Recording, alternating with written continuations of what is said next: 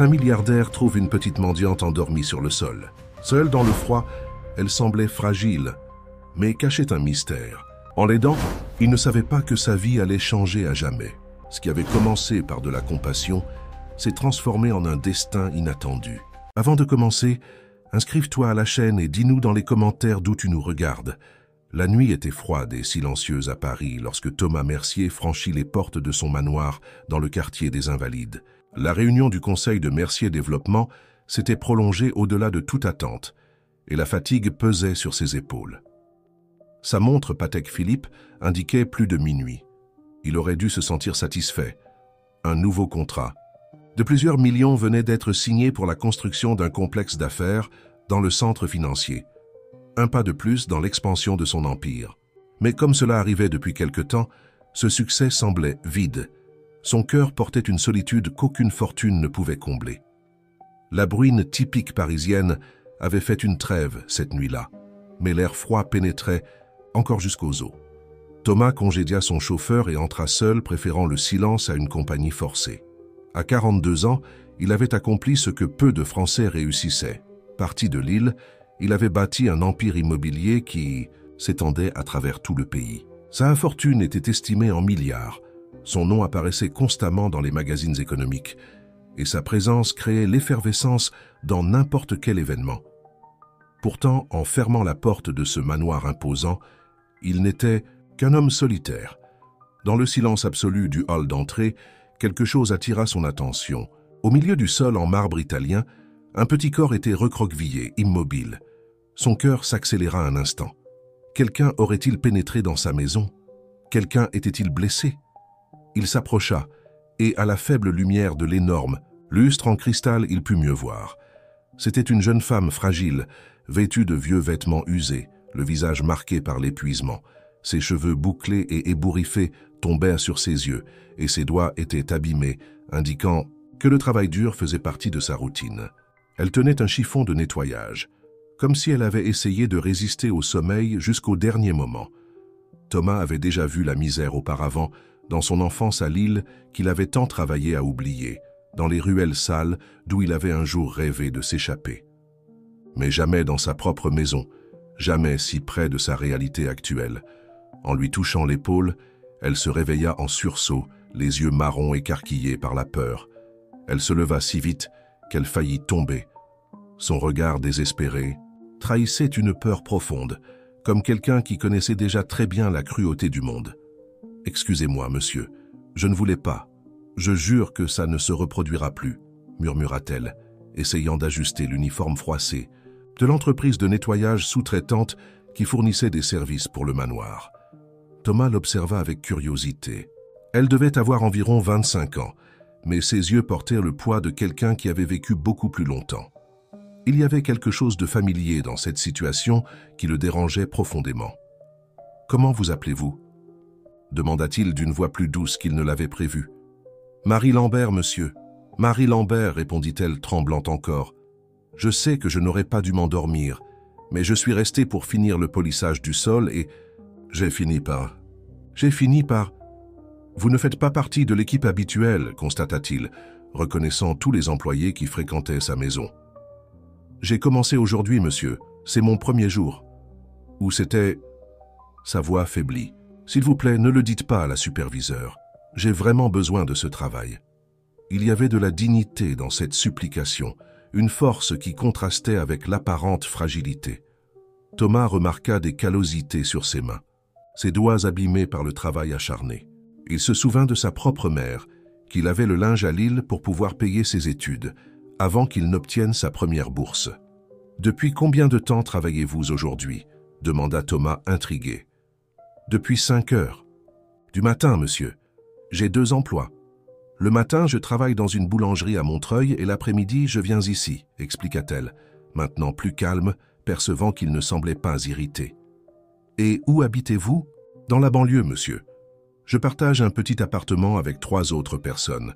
Mais j'économise pour avoir un meilleur logement. Je veux reprendre mes études, » dit Marie. Et pour la première fois, Thomas perçut une étincelle de détermination dans ses yeux. Un silence s'installa entre eux.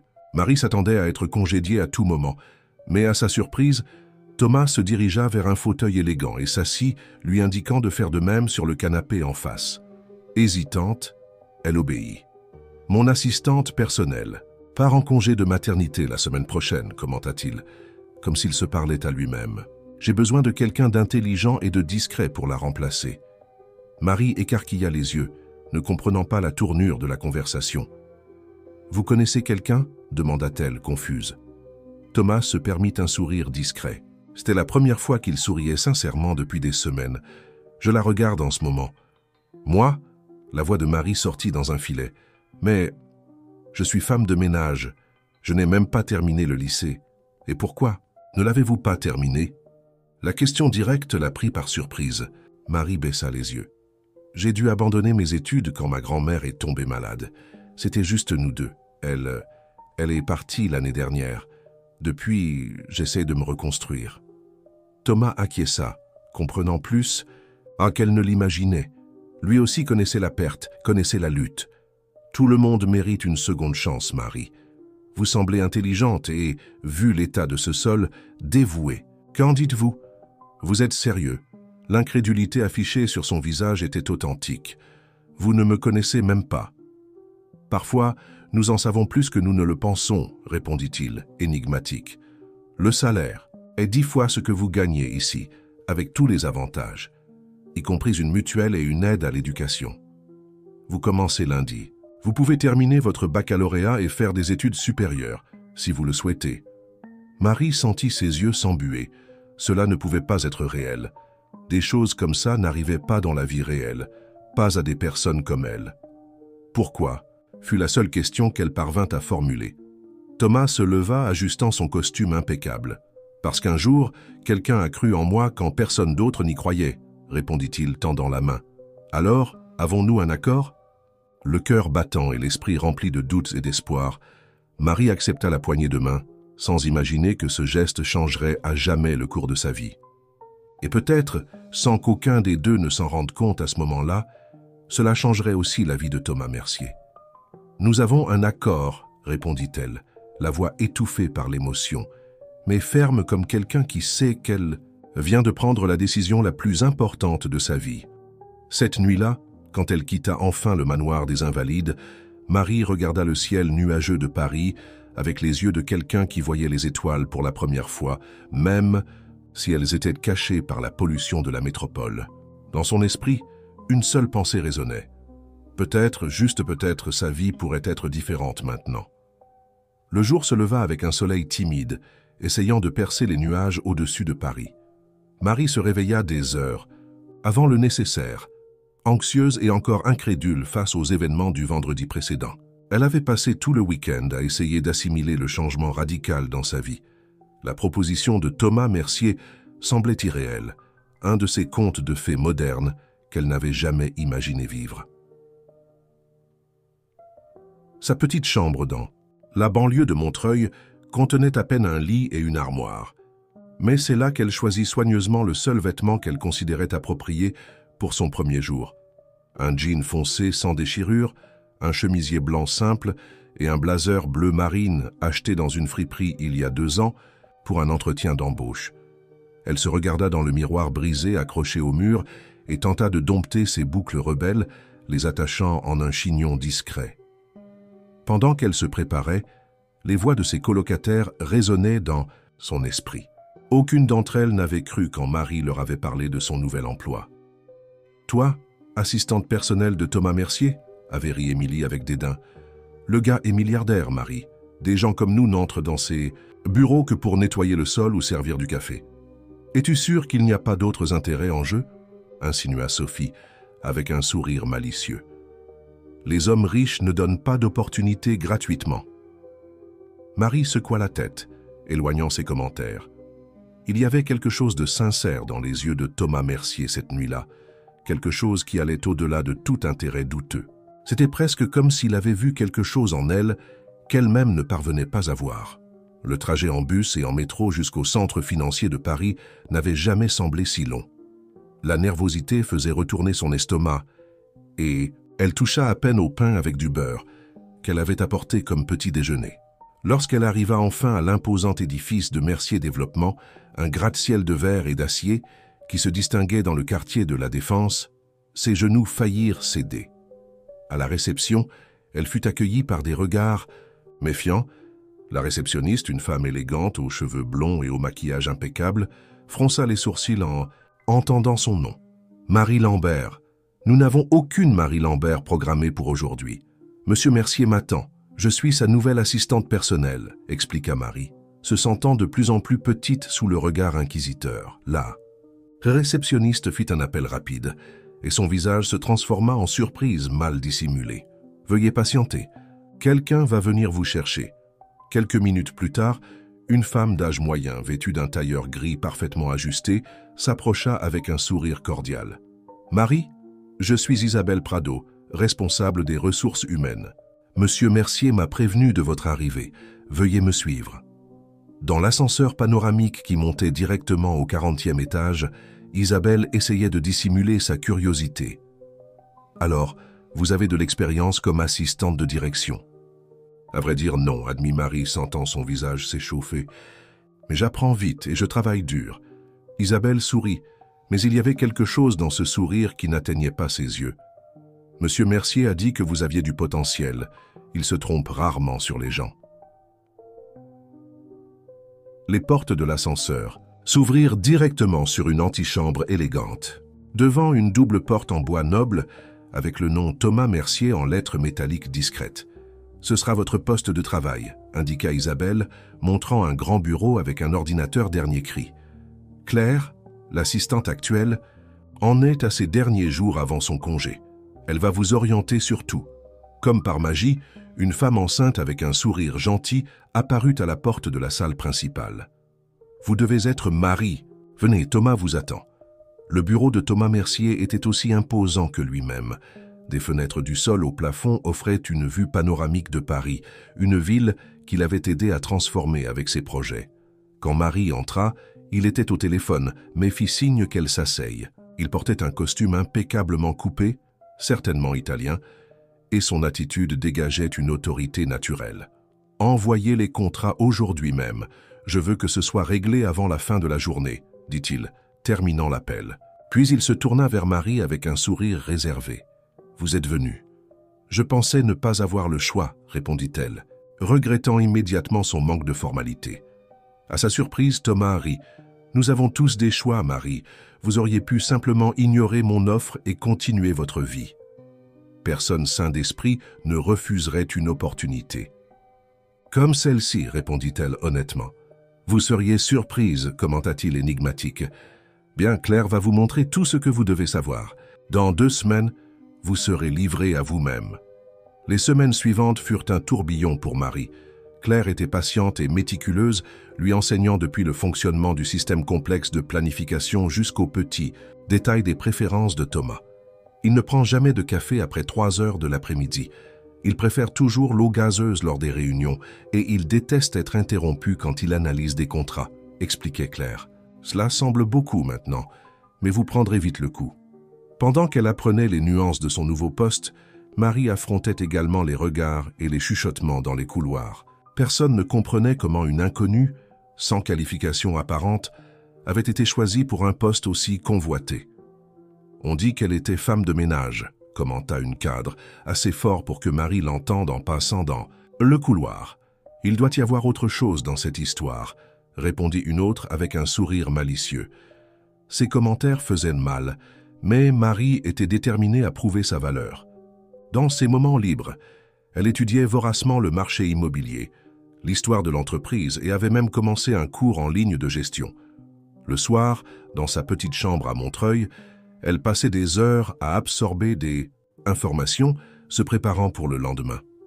Lorsque Claire partit finalement en congé de maternité, Marie assuma pleinement ses fonctions. À la surprise de tous, y compris elle-même, elle s'adapta rapidement. Son intelligence naturelle et son dévouement compensaient son manque d'expérience. En peu de temps, elle devint non seulement compétente, mais essentielle au fonctionnement du bureau de Thomas. Un après-midi, 3 mois après son premier jour, Thomas l'appela pour l'accompagner à une importante réunion avec des investisseurs. « Je veux que vous observiez et appreniez », expliqua-t-il, tandis qu'il descendait dans l'ascenseur. Ces négociations vont définir notre expansion vers le sud. » Dans la salle de réunion, Marie s'assit discrètement dans un coin avec une tablette pour prendre des notes. Les cadres présents remarquèrent à peine sa présence, concentrés sur la figure imposante de Thomas. La réunion avançait normalement jusqu'à ce qu'un des investisseurs remette en question la viabilité d'un projet à Marseille. « Les chiffres ne tiennent pas. Le retour semble surestimé », argumenta l'homme, feuilletant le rapport devant lui. Thomas était sur le point de répondre quand Marie, presque instinctivement, leva la main. Tous les regards se tournèrent vers elle, surpris. « Je m'excuse pour l'interruption, » dit-elle, sentant son visage s'échauffer. « Mais je crois qu'il y a une erreur à la page 43 du rapport. La projection n'a pas pris en compte la nouvelle incitation fiscale approuvée par le gouvernement le mois dernier. » Un silence pesant tomba sur la salle. Thomas, après un moment de surprise, feuilleta son propre rapport.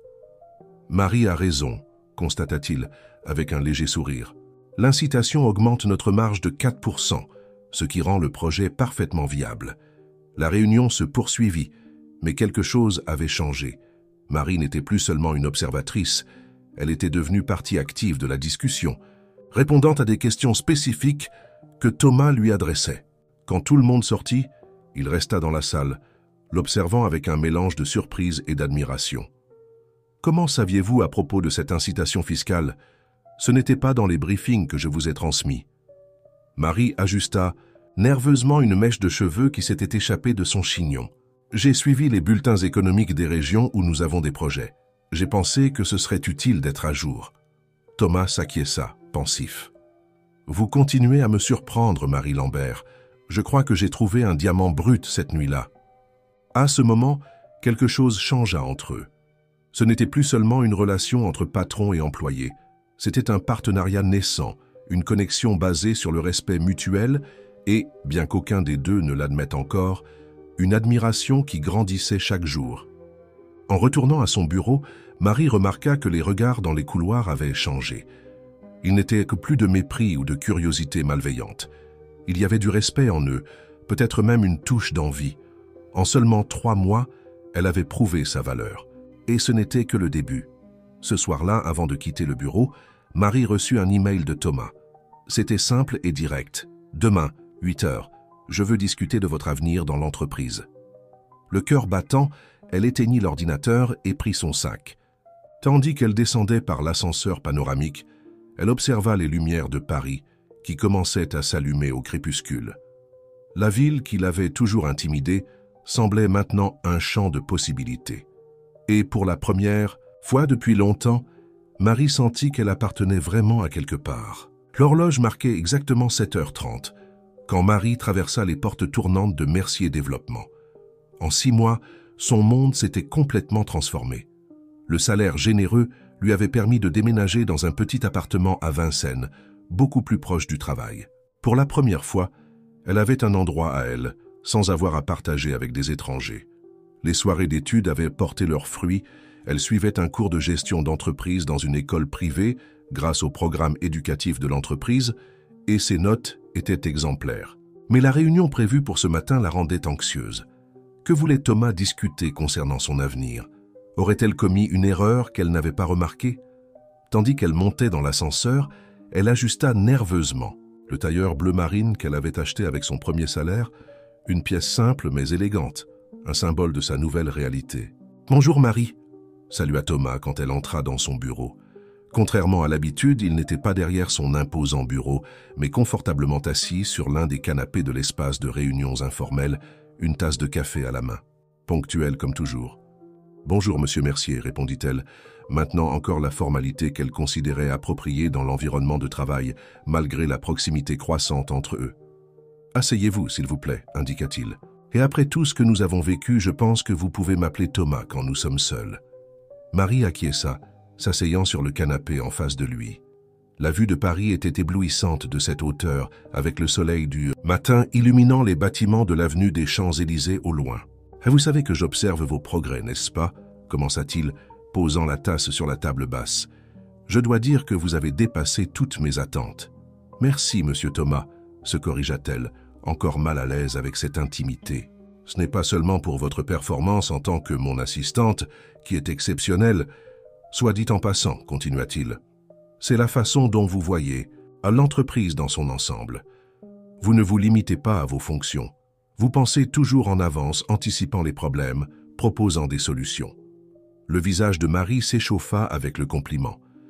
Elle essaya de maintenir une composition professionnelle, mais c'était difficile de ne pas se sentir fière.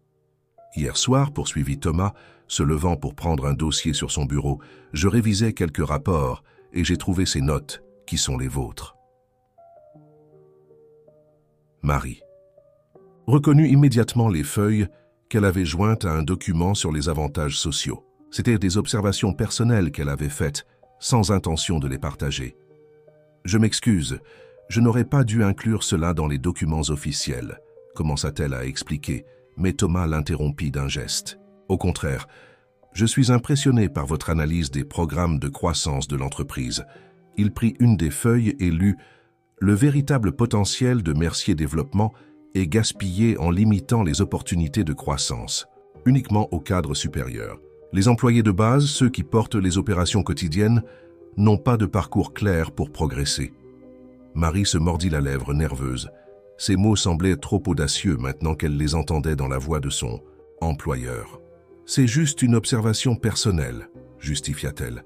« J'ai vu comment des employés talentueux se démotivent parce qu'ils ne voient pas d'avenir ici. » Thomas l'étudia pendant un long moment, comme s'il essayait de déchiffrer une énigme complexe. « Vous savez que j'ai commencé de rien, n'est-ce pas ?» demanda-t-il finalement. « Je sais que vous venez de Lille et que vous avez construit tout cela, » répondit-elle, indiquant la vue depuis la fenêtre qui englobait une partie des projets de l'entreprise. « Ce que peu de gens savent, c'est que j'étais coursier dans une entreprise de construction à 16 ans. Je livrais du courrier, servais du café, faisais de petites tâches administratives. » Il fit une pause regardant la ville là-bas, comme s'il pouvait voir son passé reflété dans les fenêtres des bâtiments. Le propriétaire de cette entreprise, M. Nord, a vu quelque chose en moi. Il m'a donné la chance d'étudier, de grandir. Sans cette opportunité, peut-être qu'aujourd'hui je déchargerais des camions au port de Lille. Marie écoutait attentivement, commençant à comprendre pourquoi il lui avait donné cette chance 6 mois auparavant. Quand j'ai fondé cette entreprise, j'ai juré que ce serait différent, que je donnerais des opportunités. Mais avec la croissance, avec la pression du marché, des actionnaires, Thomas soupira. J'ai perdu cela de vue, jusqu'à ce que vous me le rappeliez. Il se rassit, cette fois, à côté d'elle. Je veux que vous développiez un programme de croissance pour nos employés. Un véritable parcours pour que les personnes ayant du potentiel, indépendamment de leur formation ou de leur position actuelle, puissent évoluer dans l'entreprise. Vous avez une liberté totale pour monter la proposition. Marie écarquilla, les yeux incapables de cacher sa surprise. Mais c'est la responsabilité des RH ou peut-être de la direction des ressources humaines. Je suis seulement votre assistante. Vous étiez seulement femme de ménage il y a 6 mois, rappela-t-il avec un sourire. Et maintenant vous suivez un cours de gestion, vous gérez mon agenda et vous contribuez à des réunions stratégiques. S'il y a quelqu'un qui comprend la valeur d'une opportunité, c'est vous, Marie. Le silence qui suivit était chargé de sens. Elle savait que ce moment changerait non seulement sa trajectoire dans l'entreprise, mais potentiellement la vie de beaucoup d'autres. J'aurais besoin d'accès aux informations des départements, des données sur le turnover, les promotions. Commença-t-elle à énumérer, son esprit travaillant déjà sur le projet. Vous aurez tout ce dont vous avez besoin, assura Thomas. Et une chose de plus, je veux que vous présentiez personnellement la proposition au conseil d'administration le mois prochain. L'estomac de Marie se noua. Le conseil d'administration, c'était 12 cadres supérieurs, tous avec des décennies d'expérience, des MBA d'universités d'élite, des noms de familles traditionnelles. Et elle, venue de Montreuil, devrait défendre un projet révolutionnaire devant eux. « Pensez-vous que je sois prête pour cela ?» demanda-t-elle, l'insécurité transpirant dans sa voix. « Si je ne le pensais pas, je ne vous le demanderais pas, » répondit Thomas avec la conviction qui le caractérisait. « Vous avez un mois.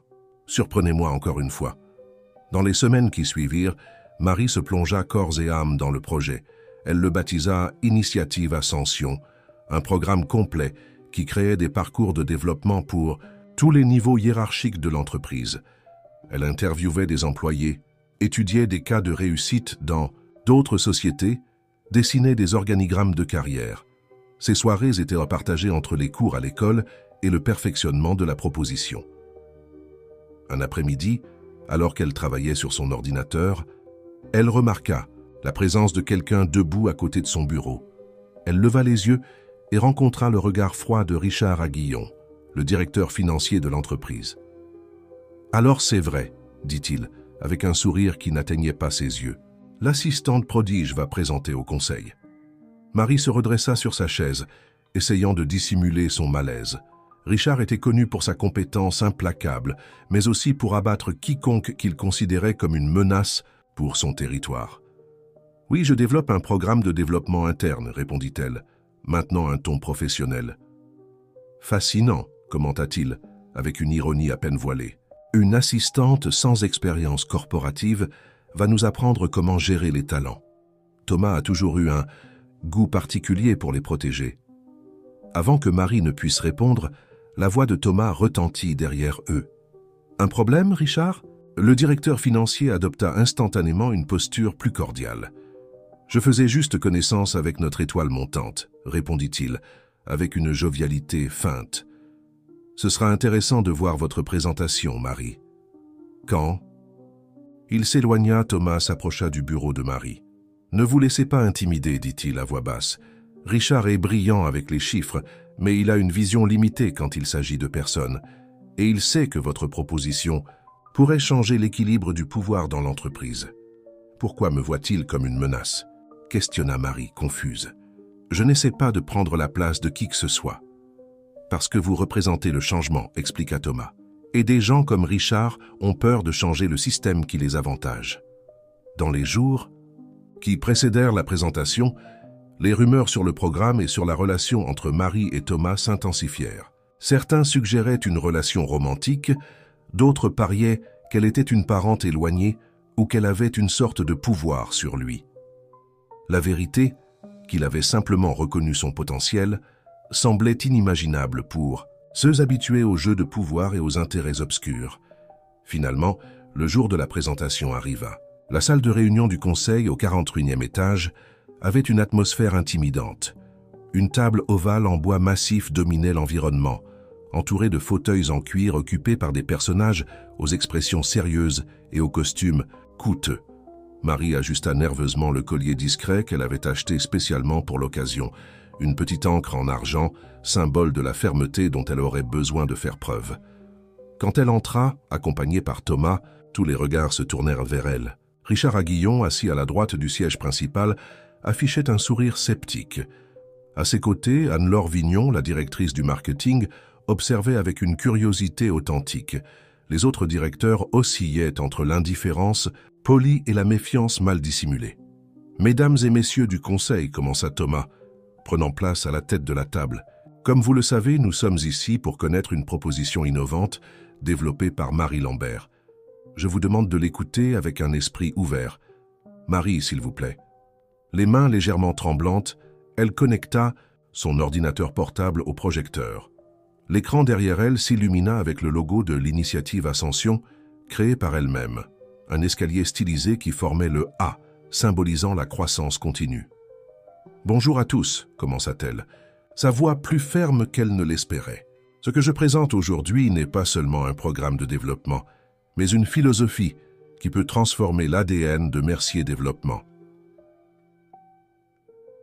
Durant les 40 minutes suivantes, Marie exposa sa proposition avec une clarté et une passion qui surprirent même Thomas.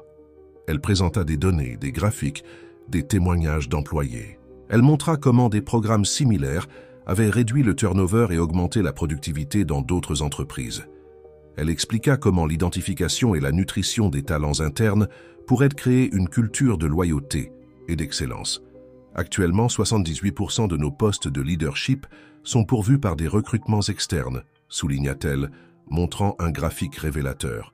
Cela signifie que nous payons constamment une prime pour attirer des talents de l'extérieur, alors que nous ignorons le potentiel latent au sein de notre propre organisation. Au fur et à mesure qu'elle avançait, Marie remarqua les expressions « changer ». Anne-Laure prenait des notes enthousiastes, Le directeur des opérations, Philippe Henry, acquiesça plusieurs fois, surtout quand elle parla de l'économie potentielle en recrutement et formation. Même certains des traditionalistes semblaient considérer sérieusement ces arguments. Seul Richard maintenait une expression impassible, échangeant occasionnellement des regards avec deux directeurs apparemment alignés sur lui. En résumé, conclut Marie, l'initiative Ascension n'est pas un coût, mais un investissement. Un investissement dans notre actif le plus précieux, nos collaborateurs, avec un retour estimé à 3 fois la valeur investie en 5 ans, sans compter les bénéfices intangibles en termes de culture et d'engagement. Quand elle termina, un bref silence s'empara de la salle. Il fut rompu par Anne-Laure qui commença à applaudir, suivie par la majorité des présents. Thomas ne cachait pas sa fierté. « Des questions ?» invita-t-il, après que les applaudissements cessèrent. Richard fut le premier à se manifester. « Présentation impressionnante, mademoiselle Lambert, vraiment. »« Émouvante », commenta-t-il, avec un ton qui frôlait le sarcasme. « Mais il me semble que nous ignorons l'aspect financier. Qui va payer pour tout cela? Nos actionnaires attendent des résultats, pas des expériences sociales. »« Si vous me permettez, monsieur Aguillon, répondit Marie, sans se laisser intimider.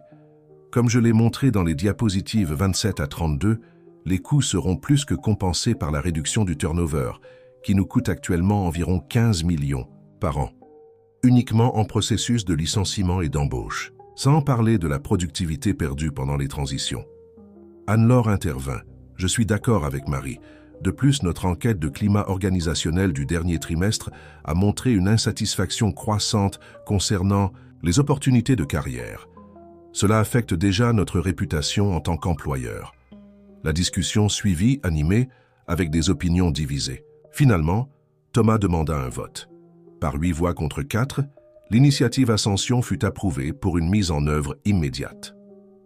À la fin de la réunion, tandis que les directeurs se retiraient, Richard s'approcha de Marie, loin des oreilles des autres. « Félicitations pour le spectacle, dit-il, assez bas pour qu'elle seule entende. Profitez de votre moment de gloire. Cela ne durera pas. » Avant qu'elle ne puisse répondre, il s'éloigna rejoignant d'autres directeurs. Thomas, qui observait la scène de loin, s'approcha.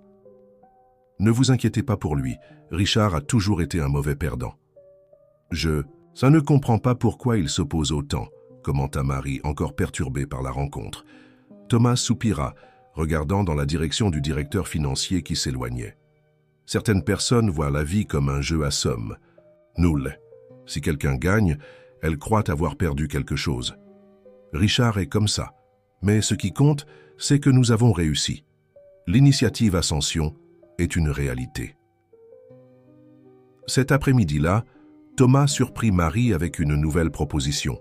Elle serait promue au poste de responsable du développement organisationnel, pour diriger personnellement la mise en œuvre de l'initiative.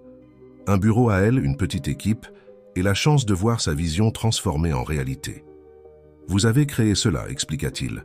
Personne n'est mieux placé pour le conduire. » En organisant ses affaires pour le déménagement, Marie trouva une petite boîte sur son bureau. À l'intérieur, une simple carte avec l'écriture élégante de Thomas.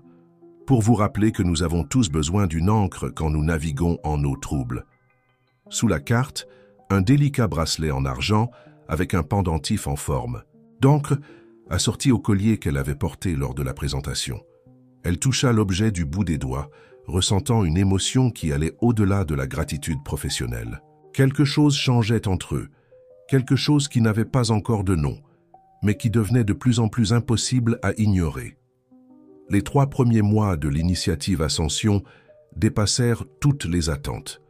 Le programme, auparavant, considéré avec scepticisme par beaucoup, gagna rapidement des adeptes à tous les niveaux de Mercier Développement. Des employés qui se sentaient auparavant invisibles commençaient à entrevoir des possibilités de croissance. Des managers découvraient des talents cachés dans leurs équipes. Une nouvelle énergie parcourait les couloirs de l'entreprise.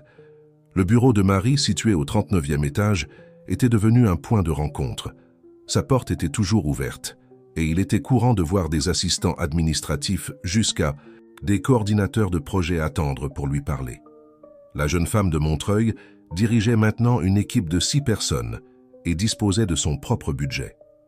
Un vendredi matin, alors qu'elle révisait les résultats du premier trimestre, du programme pour les présenter au conseil la semaine suivante, Marie reçut la visite inattendue de Claudine Martin, l'assistante, de Richard Aguillon.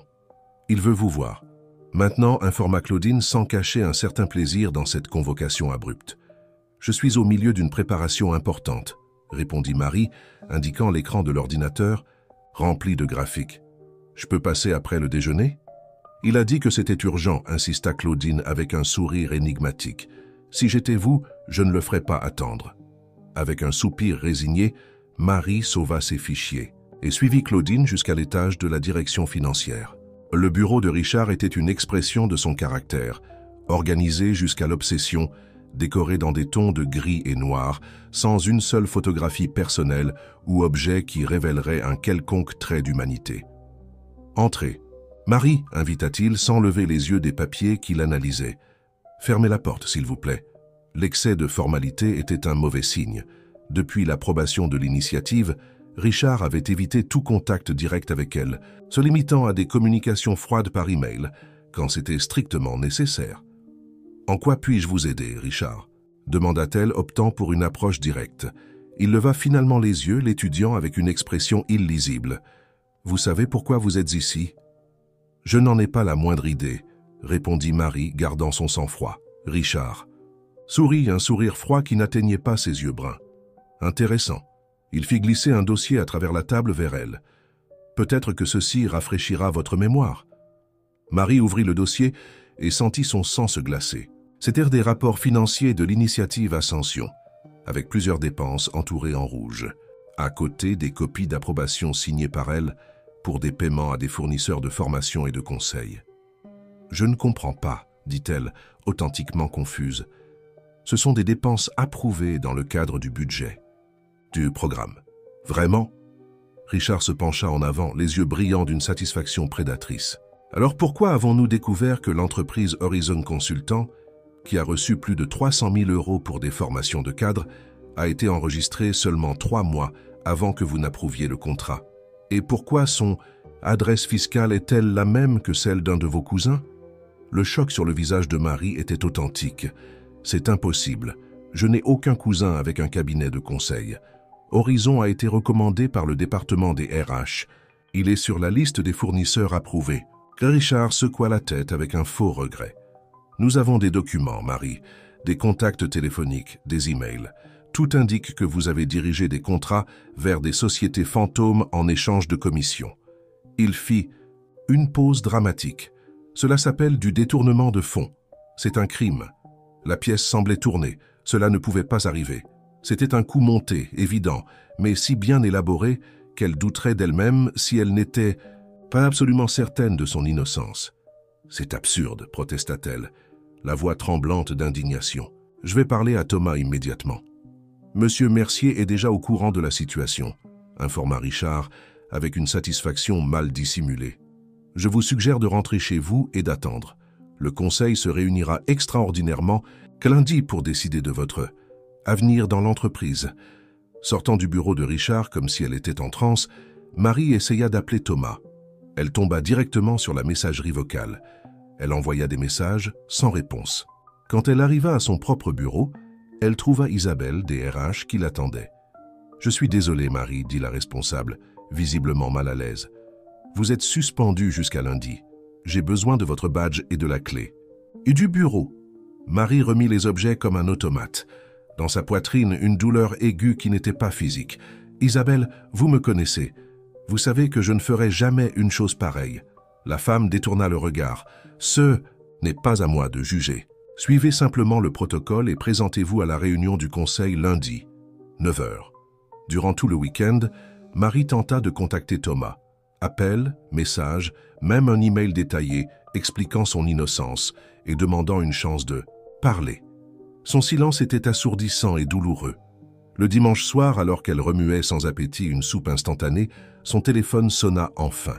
Ce n'était pas Thomas, mais Anne-Laure, la directrice marketing, qui avait soutenu l'initiative depuis le début. « Marie, j'appelle officieusement, » dit Anne-Laure, la voix basse comme si elle craignait d'être entendue. « Les choses ne vont pas bien. » Richard a présenté des preuves très convaincantes au conseil. Des emails, des virements bancaires, même une déclaration écrite de quelqu'un qui dit avoir servi d'intermédiaire pour les contacts. L'estomac de Marie se retourna. « Tout est faux, Anne-Laure. Un coup monté.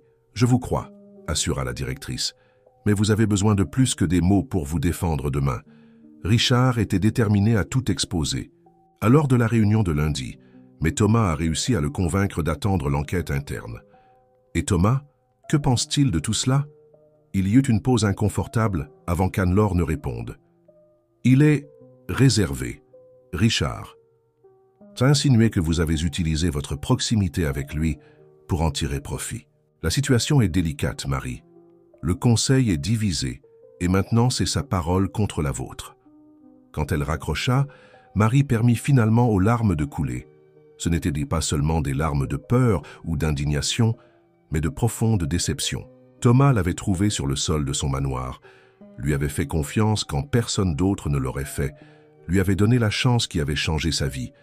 Et maintenant, au moment où elle avait le plus besoin de lui, son silence était comme une sentence.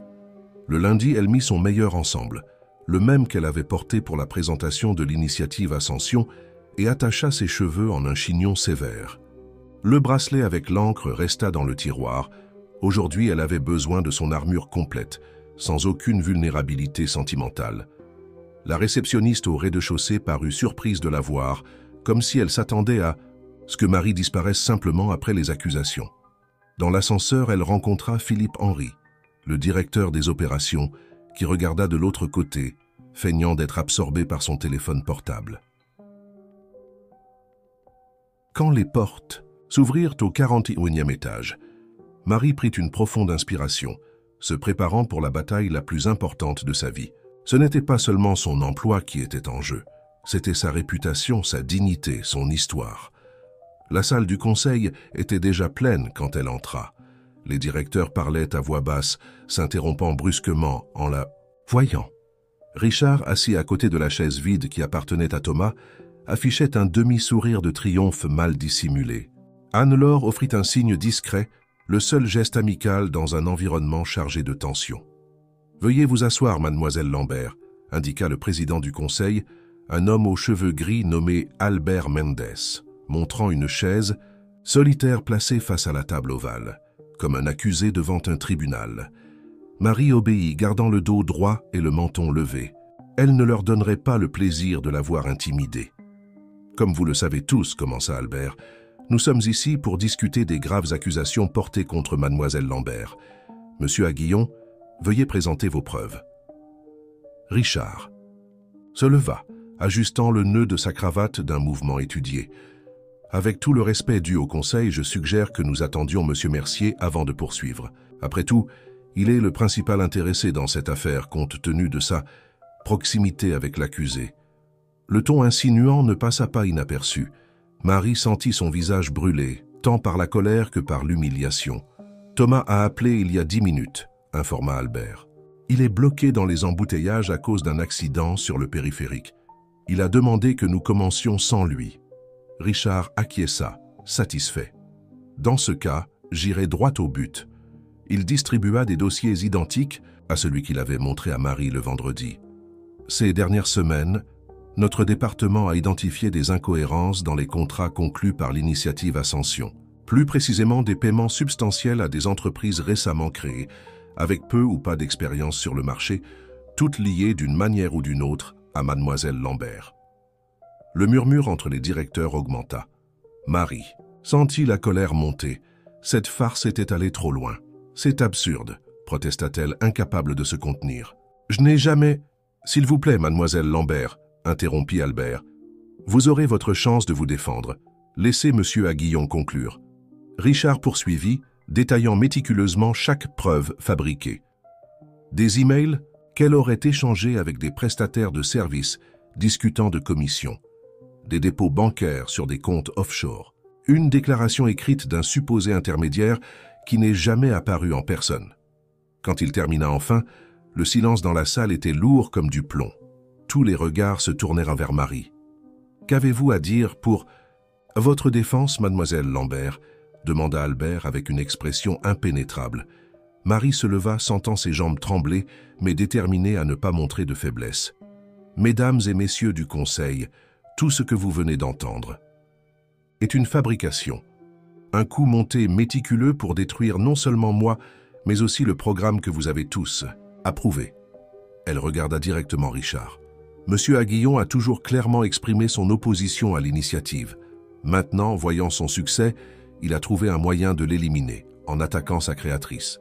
« Vous m'accusez de falsifier des preuves ?» questionna Richard, feignant d'être offensé. « C'est de la diffamation, mademoiselle Lambert. »« Je vous accuse de mentir, » répondit-elle, avec un calme qu'elle ne ressentait pas. « Je n'ai jamais eu de contact avec ces entreprises au-delà du professionnel. Je n'ai jamais reçu un centime en dehors de mon salaire. Et surtout, je ne trahirai jamais la confiance que Thomas et ce conseil ont placée en moi. » Anne-Laure s'éclaircit la gorge, attirant l'attention. « Marie, ces accusations sont très sérieuses.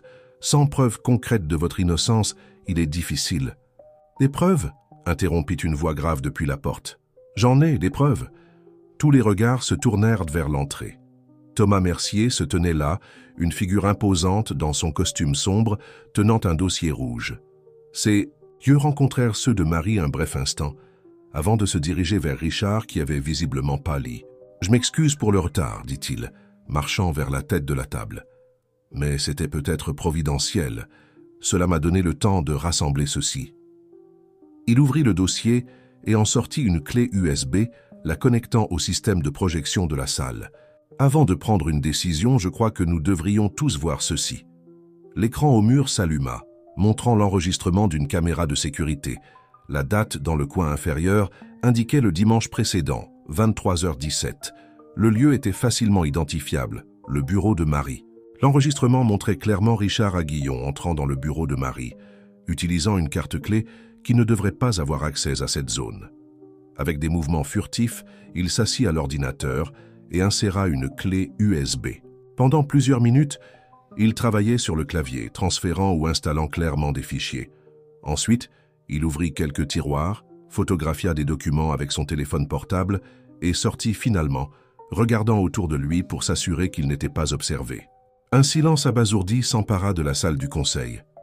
Tous les regards alternaient entre l'écran, maintenant figé sur l'image de Richard quittant le bureau, et le directeur financier lui-même, dont le visage avait pris une pâleur maladive. « Tiens, c'est sorti de son contexte, » balbutia-t-il, tentant de retrouver sa contenance. « Je vérifiais simplement des incohérences qui étaient venues à ma connaissance. »« À minuit, un dimanche ?» questionna Anne-Laure, avec une incrédulité évidente. En utilisant une carte-clé non autorisée, Thomas resta impassible, les yeux fixés sur Richard. « Ce n'est pas tout, » annonça-t-il, changeant le fichier sur le projecteur. Voici les registres d'accès au serveur de l'entreprise. Ils montrent clairement que des emails ont été créés rétroactivement et insérés dans la boîte de réception de Marie, tous provenant de la même adresse IP. Il fit une pause significative. « Enregistré pour votre ordinateur personnel, Richard. » Le visage du directeur financier oscillait maintenant entre blanc et rouge. Ses yeux bougeaient frénétiquement, comme un animal acculé cherchant une issue. « C'est un non-sens, une tentative de m'incriminer !» vociféra-t-il, se levant brusquement. « Elle vous tient dans la paume de sa main, n'est-ce pas, Thomas? Nous savons tous ce qui se passe ici. La femme de ménage qui est devenue cadre du jour au lendemain. Vous nous prenez pour des idiots ?» Albert Mendès, le président du conseil, leva la main demandant le silence. « Monsieur Aguillon, contrôlez-vous. Ces preuves sont très sérieuses et contredisent directement vos accusations. » « Des preuves ?» Richard rit, un son aigu et désespéré. « Des fabrications. Tout comme elle a fabriqué cette histoire d'opportunité pour tous. Savez-vous combien cette plaisanterie coûte aux actionnaires? Des millions jetés par les fenêtres pour satisfaire le complexe du sauveur de Thomas et l'ambition de Seth. Attention à ce que vous allez dire, Richard, avertit Thomas, sa voix basse portant une menace implicite. Mais le directeur financier était au-delà du point de retenue. Ses yeux injectés de sang se fixèrent sur Marie. « Vous pensez être arrivé ici par mérite, par talent ?» cracha-t-il les mots. « Vous êtes arrivé parce qu'il s'est senti coupable de ce qu'il a fait à votre famille. » Marie fronça les sourcils, authentiquement confuse. « De quoi parlez-vous? Il ne vous l'a jamais dit. » Richard sourit, un sourire maniaque de quelqu'un qui n'a plus rien à perdre. « Demandez-lui à propos de Lambert Construction, de Lille. Demandez comment le grand Thomas Mercier a construit son premier projet. Demandez à propos de votre père, Marie. Le monde sembla s'arrêter. Marie sentit le sang se glacer. Dans ses veines, son père, elle se souvenait à peine de lui. Il avait disparu quand elle avait seulement 5 ans, la laissant aux soins de sa grand-mère. La seule chose qu'elle savait, c'est qu'il avait eu une petite entreprise de construction qui avait fait faillite, et qu'après cela, il n'avait plus jamais donné de nouvelles. Ses yeux cherchèrent ceux de Thomas, qui pour la première fois depuis qu'il était entré dans la salle, semblait avoir perdu sa contenance. Son visage affichait une pâleur mortelle, les lèvres légèrement entr'ouvertes sous le choc. « C'est vrai ?» murmura-t-elle, sentant sa gorge se nouer. Avant que Thomas ne puisse répondre, Richard continua implacable. Le père de Marie était propriétaire d'une entreprise de construction à Lille, la même ville d'où vous venez, Thomas. Une entreprise petite mais prometteuse, jusqu'à ce que mystérieusement elle perde tous ses contrats et fasse faillite. Et qui était derrière tout ça? Qui a manipulé les fournisseurs, les sous-traitants, même les fonctionnaires du gouvernement local? Qui a détruit l'entreprise pour pouvoir acheter le terrain où se trouve aujourd'hui le centre commercial du Nord, votre premier grand projet? La salle tournait. Marie se sentait comme si elle était en chute libre. Lambert, son nom de famille, son père, dont elle se souvenait à peine, la sensation de familiarité quand Thomas avait mentionné Lille. Les pièces s'assemblaient avec une clarté douloureuse. Assez. Albert frappa sur la table.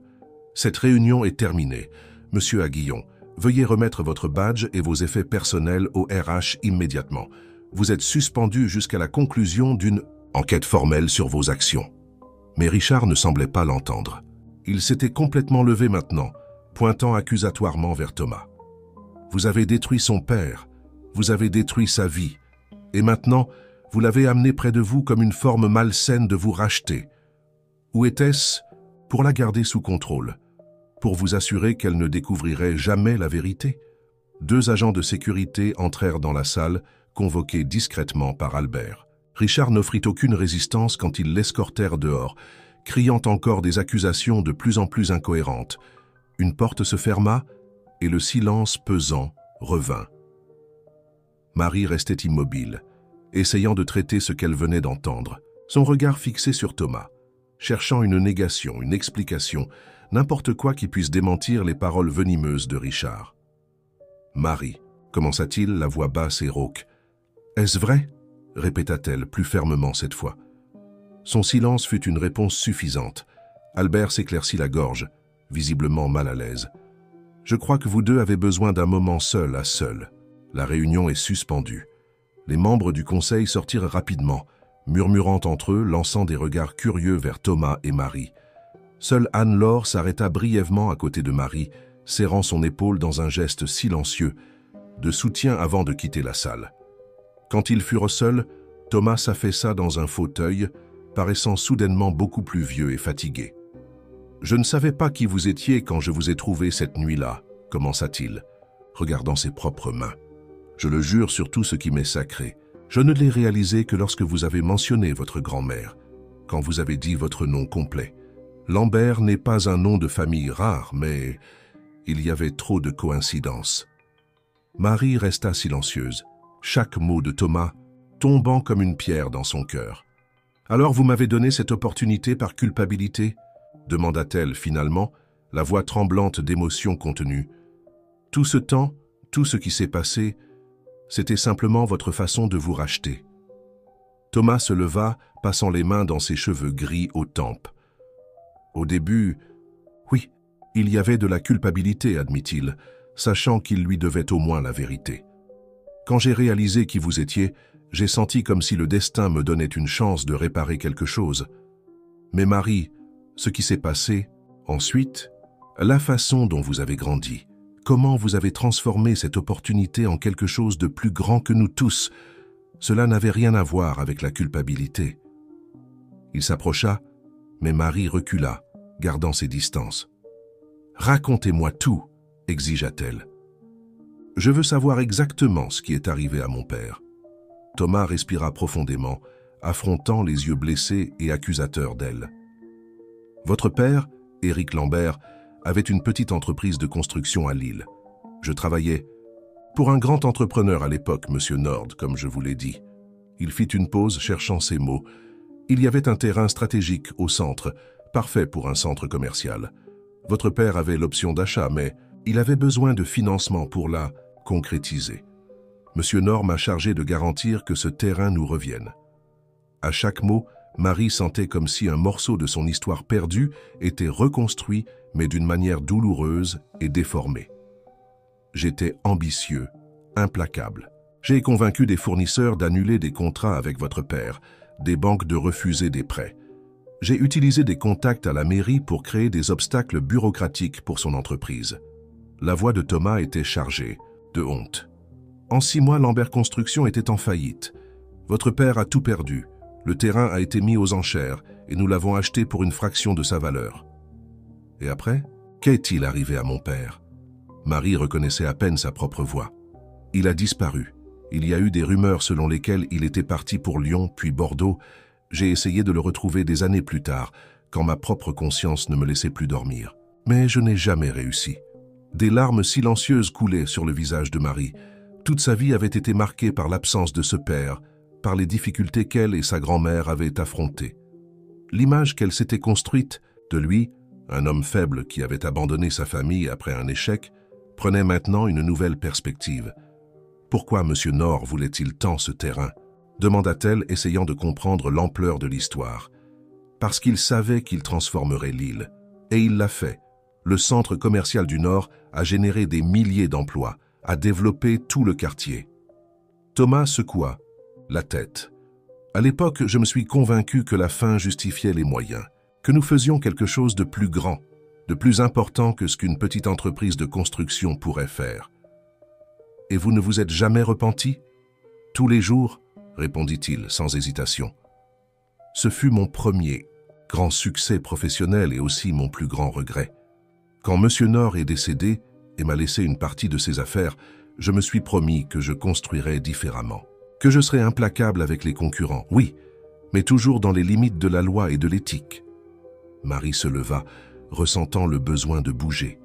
Elle s'approcha de la fenêtre panoramique, observant Paris en contrebas.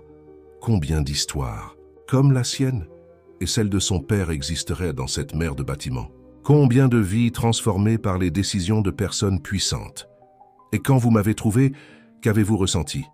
Thomas mit du temps à répondre, choisissant soigneusement ses mots. Du choc, puis de la culpabilité.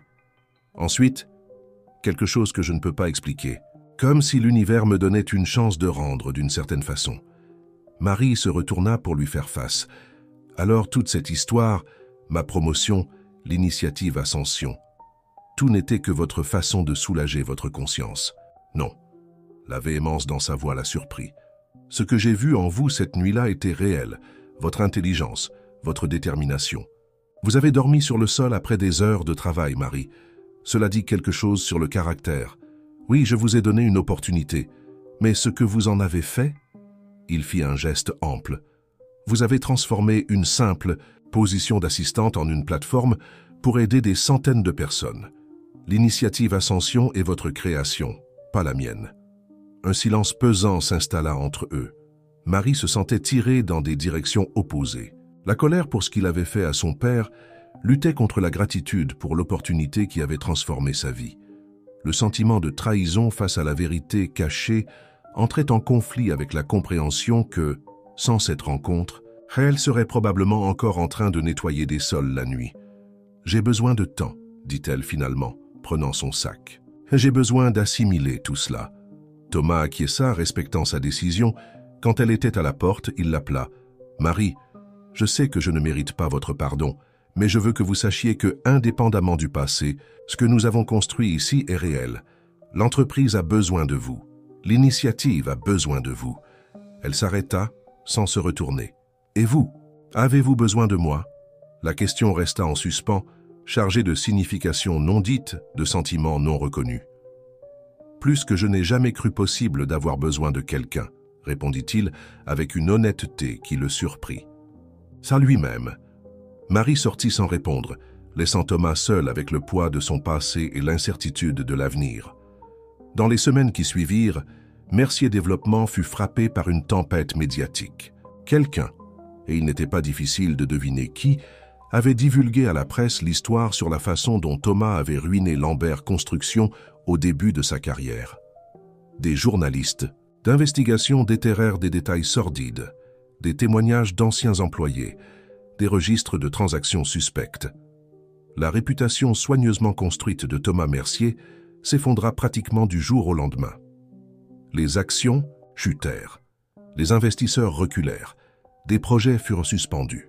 Et plus douloureux pour lui, la presse commença à spéculer sur sa relation avec Marie, la dépeignant tantôt comme une victime manipulée, tantôt comme complice dans quelque obscur stratagème. Marie avait pris un congé, incapable d'affronter l'environnement toxique qui s'était installé dans l'entreprise. Dans son petit appartement à Vincennes, elle passait ses journées à essayer de traiter tout ce qui s'était passé, divisé entre des sentiments contradictoires. Certaines nuits, elle pleurait pour la perte d'un père qu'elle connaissait à peine et pour une histoire familiale qui prenait enfin sens. D'autres, elle se sentait trahie par Thomas, remettant en question chaque moment qu'ils avaient à passer ensemble, chaque éloge, chaque geste de confiance. Ce fut Anne-Laure qui lui rendit visite, apportant des nouvelles alarmantes. La situation est hors de contrôle, expliqua la directrice du marketing assise à la petite table de la cuisine de Marie. Les investisseurs exigent la démission de Thomas. Il y a des rumeurs selon lesquelles l'entreprise pourrait être vendue, peut-être démantelée. Et l'initiative Ascension, demanda Marie, préoccupée par le programme qu'elle considérait comme son plus grand héritage. Elle a été suspendue temporairement, répondit Anne-Laure, faisant des guillemets avec les doigts. En pratique, elle est morte. Philippe Henry a assumé par intérim la présidence et a déjà renversé plusieurs des changements que nous avions mis en œuvre. Marie ressentit une pointe de douleur. Ce n'était pas seulement pour son travail, mais pour toutes les personnes qui commençaient à voir de l'espoir dans leur carrière, des opportunités qui étaient maintenant en train d'être éliminées. « Et Thomas ?» demanda-t-elle, essayant de paraître désinvolte. Anne-Laure hésita. « Il est différent, isolé. Il refuse de démissionner. Mais il ne dirige pas non plus effectivement. C'est comme s'il avait abandonné. » Elle se pencha sur la table. « Marie, je sais qu'il vous a fait du tort, à vous, à votre père. Mais ce qui se passe maintenant est plus grand que vous deux. C'est la destruction de quelque chose que vous avez construit ensemble. » L'article en première page du journal Les Échos ne laissait aucun doute. Mercier Développement était au bord de l'effondrement. L'empire de Thomas Mercier pourrait être vendu pour une fraction de sa valeur d'origine, annonçait le titre. La nouvelle détaillait comment les actions avaient chuté de 70% en seulement 3 semaines, comment des contrats de plusieurs millions avaient été annulés et comment des investisseurs étrangers tournaient déjà autour de l'entreprise, comme des vautours, prêts à diviser ses actifs. Marie plia soigneusement le journal et le posa sur la table basse de son appartement. Elle avait passé des semaines à éviter les nouvelles, essayant de traiter ses sentiments par rapport à tout ce qu'elle avait découvert. Mais la visite d'Anne-Laure la semaine précédente l'avait sortie de cette torpeur. Elle prit son téléphone et, après un moment d'hésitation, composa un numéro qu'elle n'avait pas utilisé depuis près d'1 mois. « J'ai besoin de vous voir », dit-elle simplement quand Thomas répondit, sans s'identifier. Ce n'était pas nécessaire. Aujourd'hui, si possible, il y eut un bref silence de l'autre côté. « Chez moi. »« 20 heures, » répondit-il, la voix visiblement fatiguée. « La presse campe devant l'entreprise. Ce ne serait pas prudent de nous y rencontrer. » Le soleil commençait à se coucher quand le taxi déposa Marie devant le manoir des Invalides. Le garde, la reconnaissant, ouvrit le portail sans question. Elle ne put s'empêcher de noter l'ironie. Sur ce même chemin pavé, des mois auparavant, elle avait marché comme une humble femme de ménage. Maintenant, elle revenait comme quelqu'un qui pourrait déterminer le destin de cette maison et de son propriétaire. Thomas l'attendait dans le salon, non pas dans le bureau formel où il discutait habituellement des affaires de l'entreprise. Il était sans veste, la cravate desserrée, un verre de whisky à moitié vide à la main. Il semblait avoir vieilli de plusieurs années en quelques semaines. « Merci d'être venu », dit-il, indiquant le canapé en face du sien. « Voulez-vous boire quelque chose ?» Marie secoua la tête, l'observant attentivement. Les yeux qui, auparavant, transmettaient une confiance inébranlable, semblaient maintenant obscurcis par la défaite. « J'ai lu sur la situation de l'entreprise, » commença-t-elle, optant pour ne pas prolonger la tension entre eux. Est-ce aussi mauvais qu'il le... Tyson, Thomas laissa échapper un rire sans humour. Pire, le conseil votera demain pour ma destitution. La proposition de Ramos et associés pour l'achat est la plus susceptible d'être acceptée. Ils vont découper l'entreprise, vendre les actifs séparément. Il but une gorgée. 20 ans à construire, 3 semaines pour détruire. Poétique, non? Vous ne vous battez pas, observa Marie. Plus une constatation qu'une accusation. Thomas la regarda, soudainement plus alerte. Que feriez-vous à ma place, Marie? La presse m'a détruit. Les investisseurs m'ont abandonné. Même mes amis au conseil m'ont tourné le dos. Je me battrai, répondit-elle simplement. Comme je me suis battue toute ma vie, comme vous m'avez appris à me battre. Une lueur de reconnaissance passa dans ses yeux. Pendant un bref moment, le Thomas qu'elle avait connu semblait émerger à nouveau. Pourquoi? Pourquoi vous souciez-vous, après tout ce que vous avez découvert? C'était la question qu'elle s'était posée à plusieurs reprises ces dernières semaines.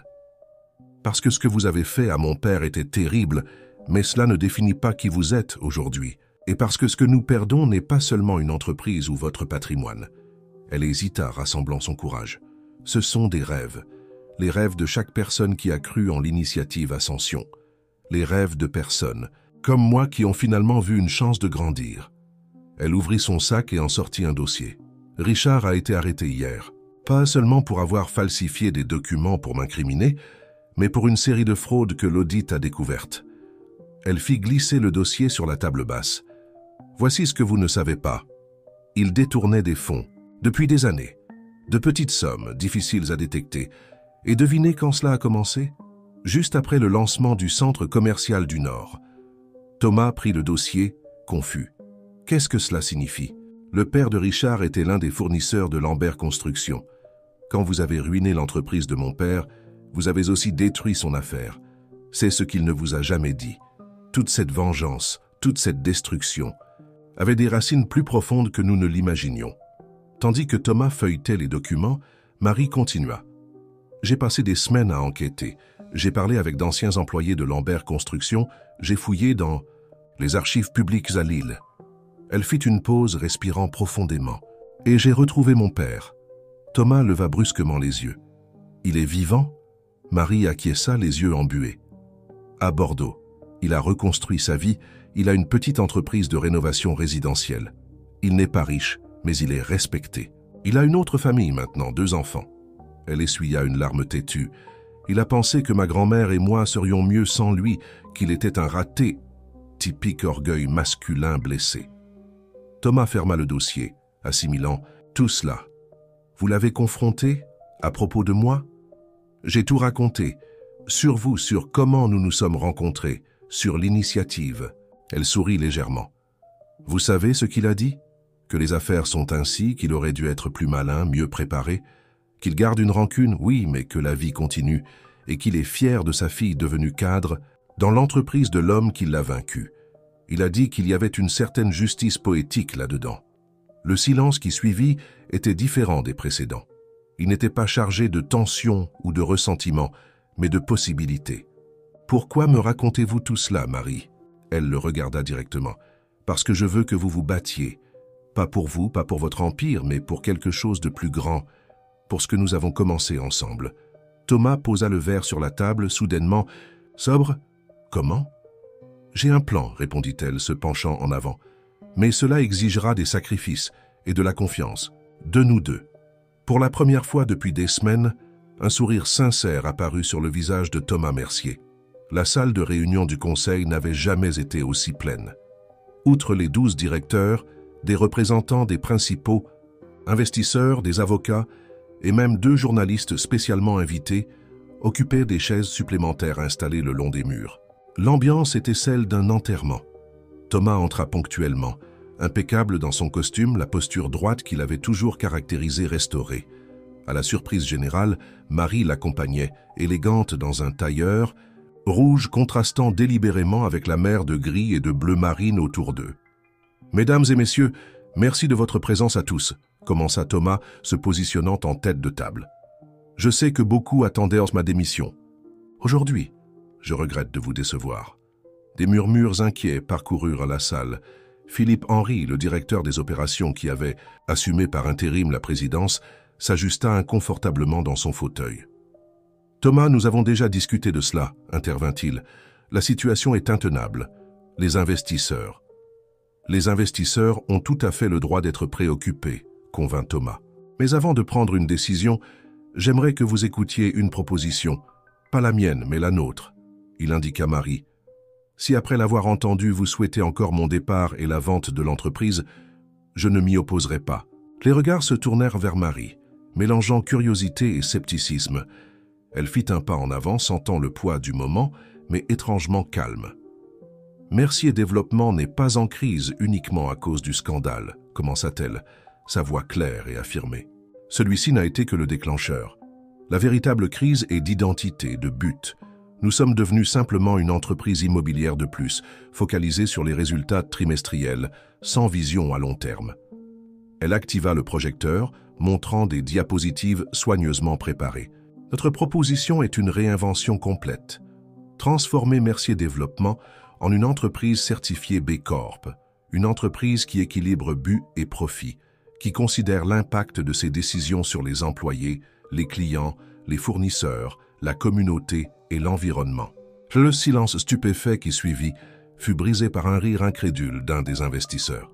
« Vous proposez qu'une entreprise avec un chiffre d'affaires de plusieurs milliards devienne une sorte d'ONG ? » « Nous proposons que nous devenions le futur, » répondit Marie, imperturbable. Les entreprises Bécor ont grandi 28 fois plus vite que l'économie nationale.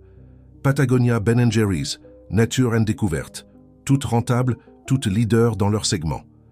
Elle passa à la diapositive suivante, montrant des chiffres soigneusement compilés. Notre stratégie repose sur 3 piliers. Premièrement, transformer l'initiative Ascension en notre principal avantage concurrentiel, en l'étendant pour inclure les fournisseurs et les communautés où nous opérons. Deuxièmement, rediriger 30% de nos investissements vers des projets de logements sociaux de haute qualité, créant un nouveau segment de marché encore inexploré en France. Troisièmement, établir un conseil de gouvernance qui inclut des représentants des employés et de la société civile. À la surprise de beaucoup, Anne-Laure fut la première à manifester son soutien. Du point de vue marketing, cela nous positionnerait comme des pionniers. Nous aurions un récit puissant pour reconstruire notre réputation. Un des investisseurs étrangers, un Norvégien d'âge moyen, se pencha en avant avec intérêt. En Europe, c'est déjà une tendance. Les fonds d'investissement privilégièrent les entreprises avec des pratiques ESG solides. La discussion s'anima. Des objections furent soulevées, défendues, réfutées. Marie et Thomas, côte à côte, répondaient à chaque question avec des données précises et des arguments solides. Finalement, Thomas leva la main, demandant l'attention. Il y a un dernier point important. Pour que cette transition soit réussie, pour que nous regagnions la confiance du marché et de la société, un changement dans le leadership est nécessaire. Tous se turent, attendant l'annonce de sa démission. « Savez pourquoi ?» continua-t-il. « Je me retire du poste de PDG. Je resterai président du conseil, mais la gestion exécutive de l'entreprise passera aux mains de celle qui peut vraiment mener cette transformation. » Il regarda Marie. Marie Lambert sera la nouvelle PDG de Mercier Développement. Le choc était visible sur les visages autour de la table. Une jeune cadre venue d'origine modeste, sans MBA ni connexion familiale, prenant la tête d'une des plus grandes entreprises immobilières du pays, c'était inédit, révolutionnaire. « C'est absurde », protesta Philippe Henry. « Elle n'a pas l'expérience pour ce poste. Elle a exactement l'expérience dont nous avons besoin, rétorqua Thomas. Elle connaît l'entreprise de bas en haut. Elle a créé le programme le plus innovant que nous ayons jamais eu. Et plus important, elle comprend ce que c'est d'être des deux côtés de l'équation, celui qui a besoin d'opportunités et celui qui peut les offrir. » Les journalistes présents tapaient déjà frénétiquement sur leur téléphone portable. Cette nouvelle parcourait le pays en quelques minutes. « Nous aurons besoin de l'approbation du Conseil », rappela Albert Mendès, encore en train d'absorber la proposition. « Naturellement », acquiesça Thomas, « et je suis prêt à mettre ma propre participation au capital comme garantie. Si nous n'atteignons pas les objectifs fixés dans 2 ans, mes actions seront transférées à un fonds administré par le Conseil. » L'audace de la proposition laissa la salle silencieuse. Thomas Mercier misait littéralement sa fortune sur cette jeune femme et sur une vision radicalement nouvelle des affaires. Après 2 heures de débats intenses, vint le moment du vote. Par 7 voix contre 5, la proposition fut approuvée. Marie Lambert devint officiellement la plus jeune PDG de l'histoire de Mercier Développement et la première femme à occuper ce poste. Quand les journalistes les entourèrent après la réunion, Thomas se maintint discrètement en arrière, permettant à Marie de mener l'interview. En l'observant répondre aux questions avec assurance et vision, il ressentit une fierté qui transcendait tout sentiment antérieur. « Monsieur Mercier, demanda l'un des journalistes, croyez-vous vraiment que ce changement radical sauvera l'entreprise ?» Thomas regarda Marie avant de répondre. « Nous ne sauvons pas seulement une entreprise, nous redéfinissons ce qu'une entreprise peut être. » 6 mois plus tard, la couverture du magazine Challenges présentait une photo de Marie debout devant le premier projet de la nouvelle phase de la compagnie. Un complexe résidentiel durable dans la banlieue de Paris, baptisé Résidence Ascension. Le titre disait « La révolution silencieuse dans les affaires françaises ». En sous-titre, comment Marie Lambert a transformé un scandale en opportunité et est en train de changer le marché immobilier.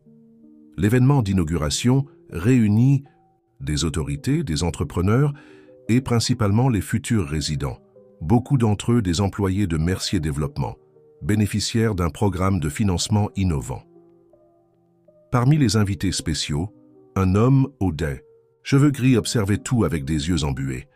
Éric Lambert, le père de Marie, spécialement venu de Bordeaux pour l'événement. À ses côtés, Thomas Mercier se tenait discret comme il l'avait fait depuis que Marie avait pris les commandes. Quand elle monta sur scène pour couper le ruban inaugural, les applaudissements furent assourdissants. Son discours fut bref et émouvant. Ceci n'est pas seulement un ensemble de bâtiments. C'est la preuve que nous pouvons construire des entreprises qui élèvent les personnes, pas seulement les profits. Que nous pouvons transformer des histoires de division en histoires d'union. Que le véritable succès n'est pas de monter seul, mais d'élever les autres pendant que nous montons. Après la cérémonie, tandis que les invités circulèrent dans l'espace, Marie trouva un moment pour être seule avec Thomas dans l'un des appartements témoins. « Votre père semble fier », commenta-t-il, regardant par la fenêtre qui offrait une vue étonnamment belle de la ville. « Il l'est », confirma-t-elle. Il a dit qu'il n'aurait jamais imaginé voir le nom Lambert sur un projet de cette envergure. Il pense que nous avons bouclé la boucle. Thomas sourit, pensif. « Et vous, qu'en pensez-vous » Marie s'appuya sur le rebord à côté de lui, leurs épaules se touchant presque. « Je pense que nous ne faisons que commencer. » Le silence qui suivit était confortable, chargé de possibilités non dites. Le bracelet avec l'encre qu'elle avait recommencé à porter brillait doucement sous la lumière du soir. « Vous savez ce qui est drôle ?» réfléchit-elle. « Si vous n'aviez pas détruit l'entreprise de mon père, s'il avait réussi, je serais probablement juste une héritière privilégiée de plus. Je n'aurais jamais connu la lutte, la valeur du travail, l'importance des opportunités. » Thomas l'observa, admirant comment elle arrivait à voir de la lumière même dans les expériences les plus sombres. « Et moi ?» demanda-t-il. « Si je n'avais pas commis cette erreur, peut-être n'aurais-je jamais appris la véritable leçon de leadership que vous m'avez enseignée. » Leurs regards se croisèrent, et à ce moment, tous deux surent que ce qu'ils ressentaient l'un pour l'autre avait transcendé toutes les catégories conventionnelles. Ce n'était pas simplement de l'attraction, ni simplement de l'admiration professionnelle. C'était un lien forgé dans l'adversité, dans la perte et la renaissance, dans les erreurs et la rédemption. Le Conseil fait pression pour que nous étendions le modèle à d'autres villes, commenta Marie, brisant le moment. Lyon, Marseille, peut-être même Lille. Lille serait poétique, convint Thomas. Fermer le cercle là où tout a commencé. Elle acquiesça, pensive. Ce parcours, parfois cela semble encore irréel. De la femme de ménage dormant sur le sol à la PDG, de la femme de ménage à la visionnaire, corrigea-t-il, à l'avenir des affaires françaises. Marie sourit, touchant discrètement le bracelet à son poignet. Vous savez ce que ma grand-mère disait toujours. Peu importe à quel point la nuit est sombre, l'aube finit toujours par arriver. Dehors, les premières lumières de Paris commençaient à s'allumer, point d'espoir dans l'immensité de la métropole. Et dans ce petit appartement, 2 personnes que le destin avait unies de la façon la plus improbable regardaient vers le même horizon. Non plus comme mentors et protégés, non plus comme coupables et victimes, mais comme partenaires dans une vision qui transcendait leurs histoires individuelles. L'avenir, avec toutes ses promesses et ses défis, les attendait. Et pour la première fois de leur vie, aucun des deux ne marcherait seul dans cette direction.